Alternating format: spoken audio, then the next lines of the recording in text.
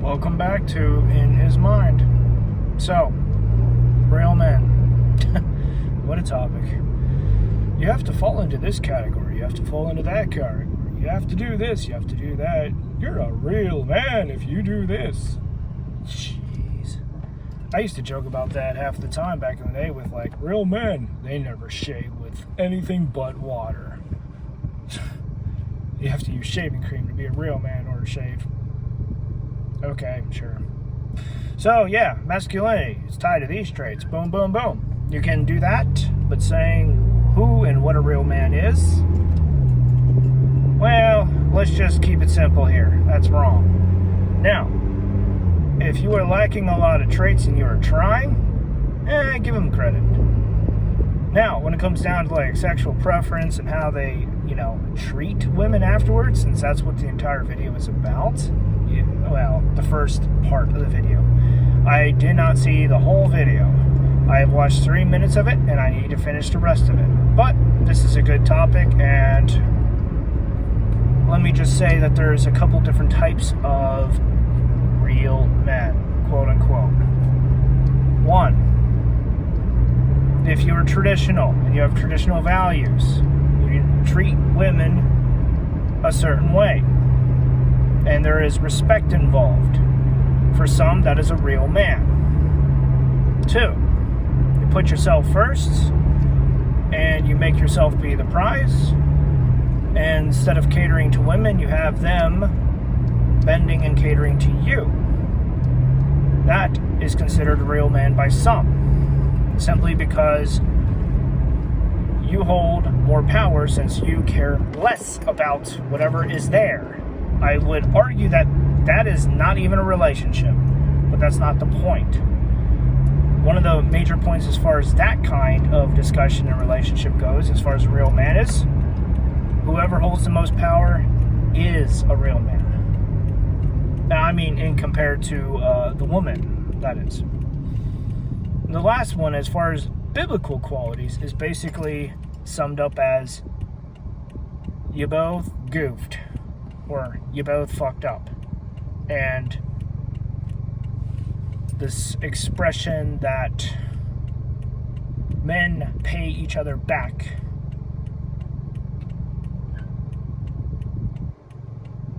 is, I'm trying to remember it, give me a second.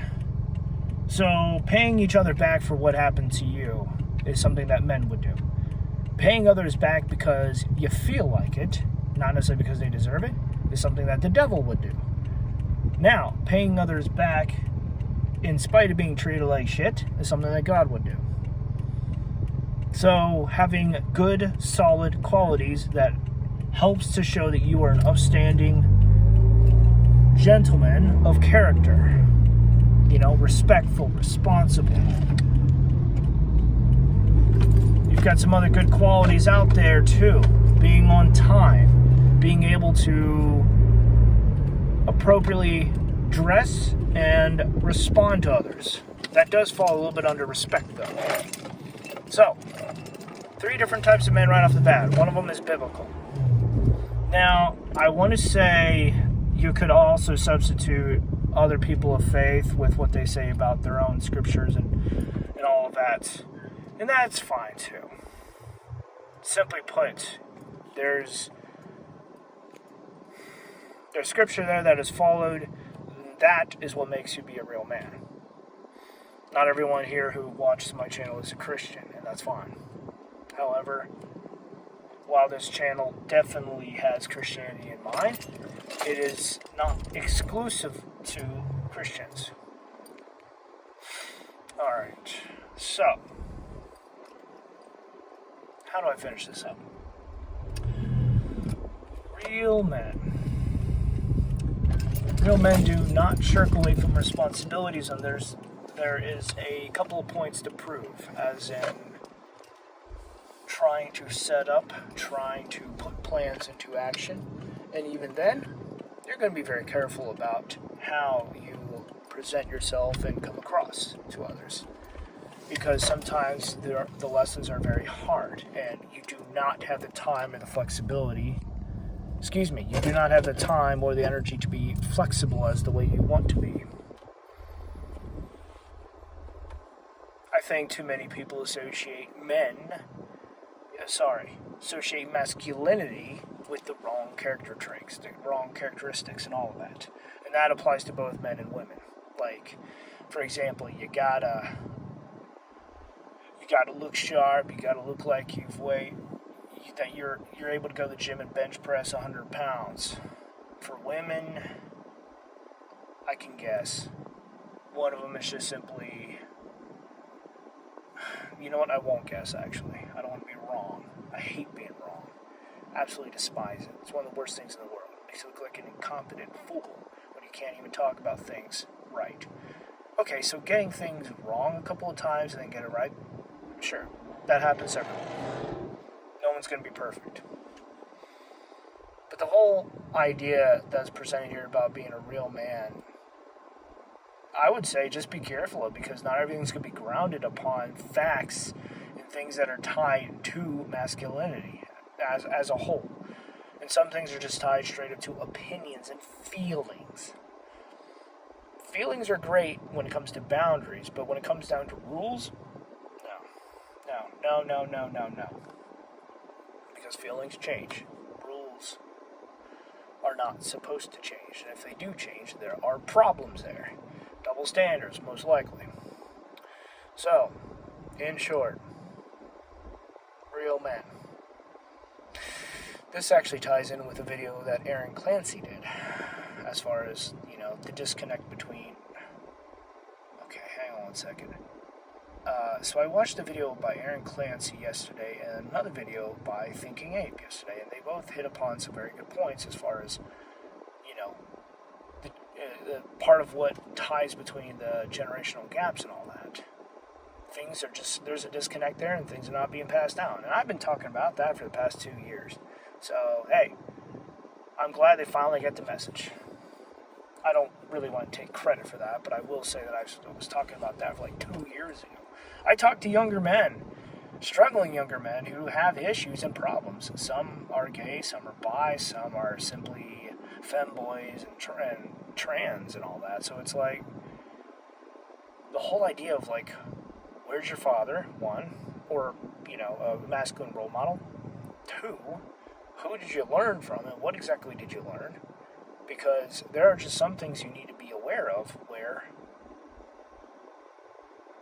people in our past, my past, maybe not your past, but there are several good mentors in my past. They had certain qualities, certain characteristics, and they held themselves to a certain standard, a certain degree. And that is what helps to define what a real man is by what he has and how he carries himself. Self-respect is one of those things that is pointed out.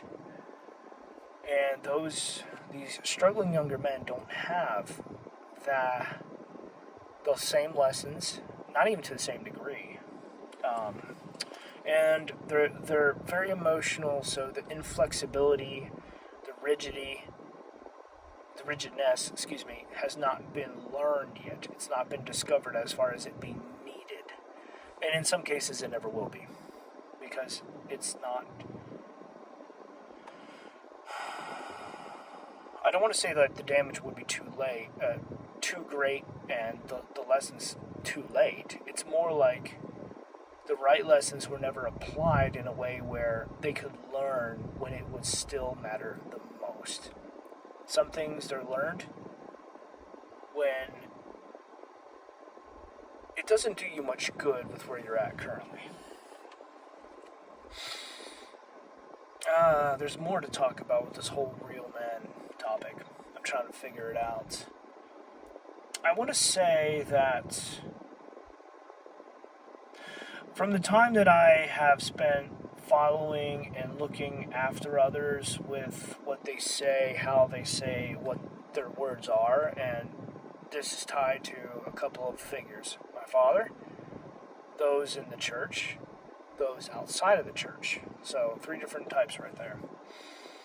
And they all focus on different qualities. They have different standards. And it's something that I've noticed and picked up on. So as far as this whole real man, what is the standard that is being used? or measured off of, because others want to compare either themselves or compare other men to the standard that is in their mind. That is not necessarily wrong, but when you build too much off of in one direction and it happens to not be correct, you're going to find out sooner or later that you were wrong. I say it that particular way because, in all honesty, it is good to have a standard. It is good to have a solid foundation, first and foremost. Second, even if you're building in the wrong direction off of a solid foundation, it may not matter as much as you think in the end.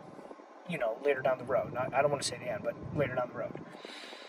It does count for something. It's like lifting weights. I said this before. It's like lifting weights the wrong way. You're still lifting weights. You're still improving yourself. But it's not going to be as helpful as it would be if you were lifting the right way. All right.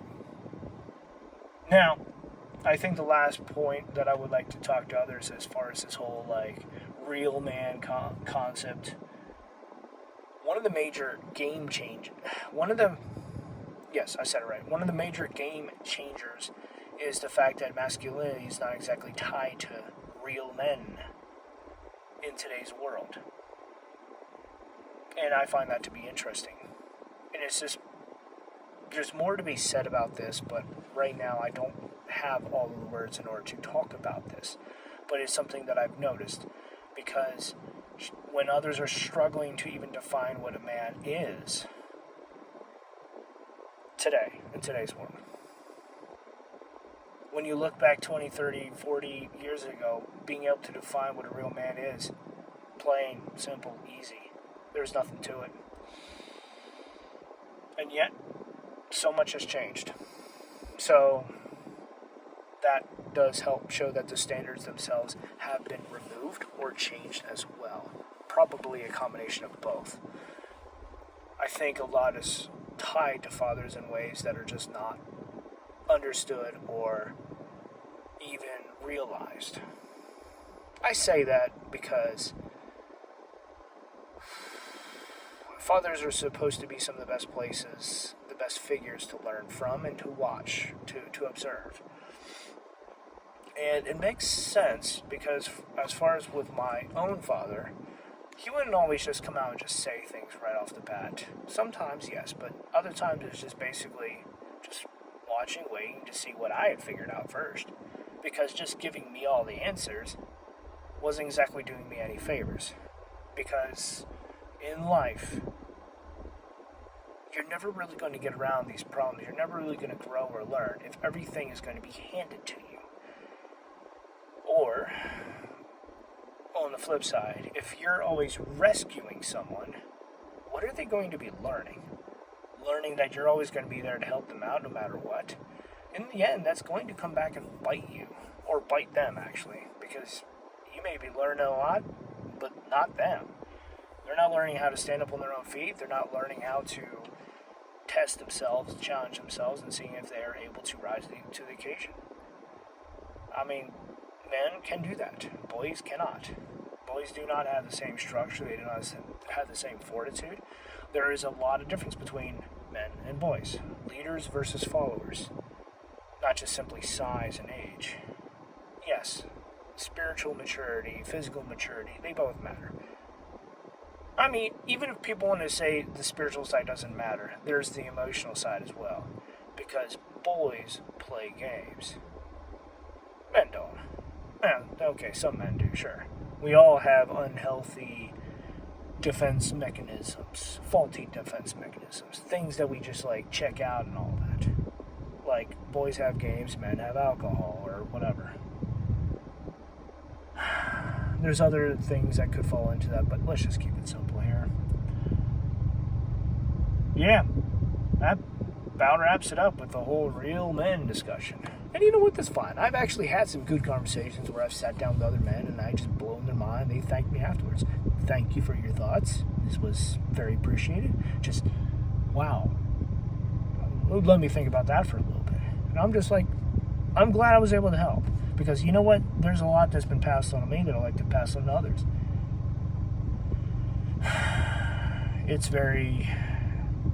I'm very appreciative of having a father to learn from and not just simply, being told everything, because if there's only one way you've ever gone about doing things, you're really not going to learn much. And you're just going to be very consistent about hitting that same whatever the same way.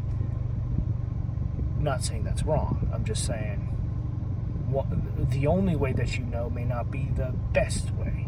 There may be a better way. All right. Until next time.